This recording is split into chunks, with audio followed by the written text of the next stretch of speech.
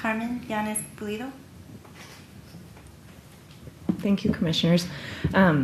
I primarily wanted to be here to donate time to the residents of 4-4 and 4-5. I'm the executive director of Go Austin, Vamos Austin, which is a coalition of over 1,200 residents from 78744 and 78745 in South and Southeast Austin, and a variety of organizations working together to improve the health of the community by increasing access to healthy food and physical activity. And over the last 5 years, as a coalition, residents and organizations have been able to make improvements to over 86% of the assets, community assets in 4-4 and 4-5. By assets, I mean parks, creeks, schools, healthy corner stores, farm stands, even sidewalk crossing improvements, everything that basically has a chance to enhance access to healthy food access points and physical activity.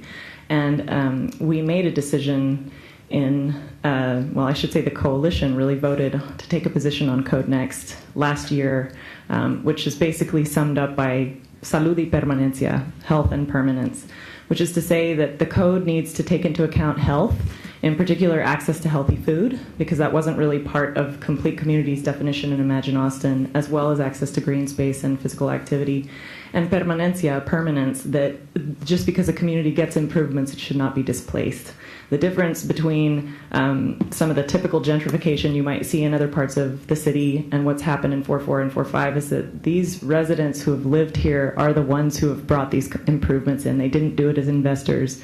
They did it as people who knew that they had a right to raise children in a healthy built environment that supports a healthy life and not, doesn't determine the fate of their child because of the zip code that they live in.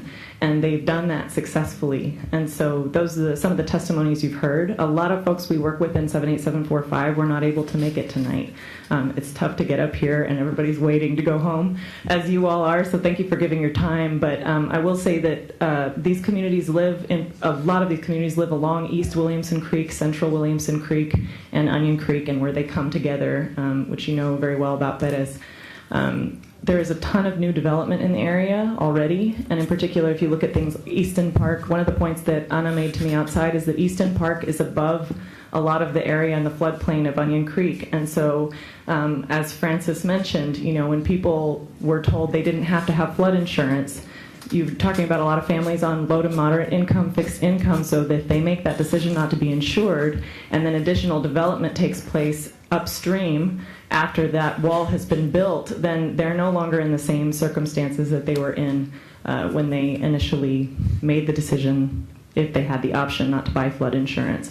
So again, these are all considerations to take into as you're making recommendations on CodeNEXT. In particular, what are going to be the requirements for improvements to drainage? I will say the 2013 floods, you all probably have heard lots and lots about it.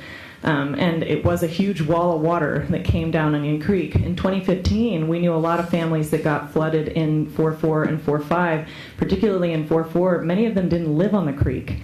They got flooded because the drainage on their streets was not adequate.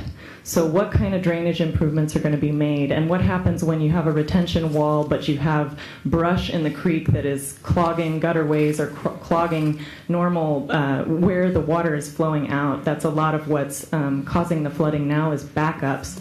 So how will additional impervious cover impact that? How will additional density impact that? And what are the mechanisms that are going to be in place to ensure that things not only don't get worse for the communities that live here, but that we actually improve some of the risk factors? And I'll just stop by saying one resident did share with me that, and she's somebody who grew up in Central East Austin, 78702, and now lives in Dove Springs. She left and came back, and that was where she could afford to live. And she said, I used to love the sound of the rain, and now I get anxiety when I hear it. Thank you. Thank you.